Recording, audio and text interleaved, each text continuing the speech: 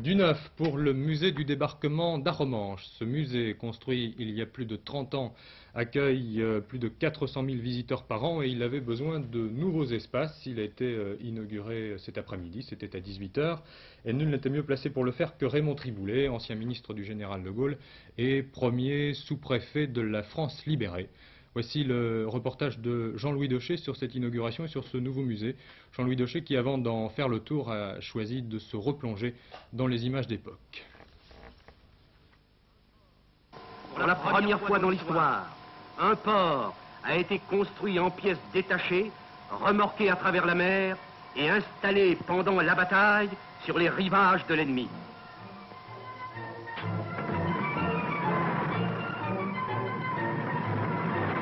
C'est pour célébrer le souvenir du 6 juin 1944 que le musée d'Arromanches fut construit et inauguré en 1953 par le président René Coty. Un musée qui depuis a accueilli de nombreuses personnalités, dont la reine Elisabeth d'Angleterre, le général Montgomery, le président des États-Unis Ike Eisenhower et Lord Mountbatten, celui qui eut l'idée du port artificiel d'Arromanches, port qui facilita la victoire des Alliés. Aujourd'hui, le musée d'Arromanches est le premier de Basse-Normandie avec une fréquentation qui ne cesse d'augmenter depuis sa création. Elle a atteint plus de 400 000 entrées en 1985 avec une pointe de 443 000 l'année du 40e anniversaire. Un musée qui doit sa qualité à la richesse de sa collection et au caractère vivant de sa visite sur le site même des combats. Désormais, il s'agrandit puisqu'à la partie plus ancienne de la construction est venu s'ajouter un ensemble de 150 mètres carrés, cela afin d'améliorer l'espace, mais aussi de sectoriser la visite par pays, avec notamment une extension de l'exposition française. Pas mal de documents, écrits, photos, uniformes, tels que celui qui est derrière vous, c'est l'uniforme canadien, qui était en bas, bon, qu'on a ressorti, parce que maintenant, on a la place. Les différentes cérémonies anniversaires qui sont ici.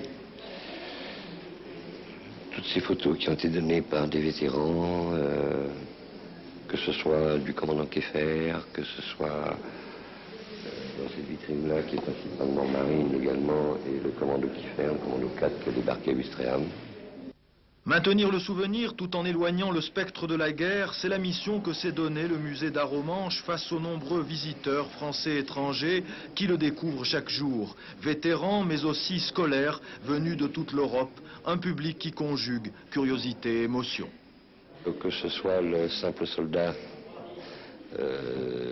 qui a participé au débarquement, ou les officiers supérieurs, tous ont le même souvenir, la même émotion. Et on en voit énormément et beaucoup de personnalités, chefs d'État,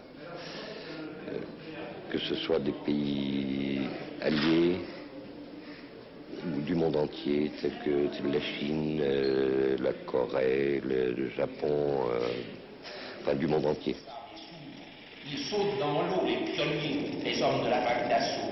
Déjà les voici accrochés sur le terrain. Des charges d'explosifs, des coups d'embrasure font taire un à un les locaux salauds. Il est déjà 7 h 22.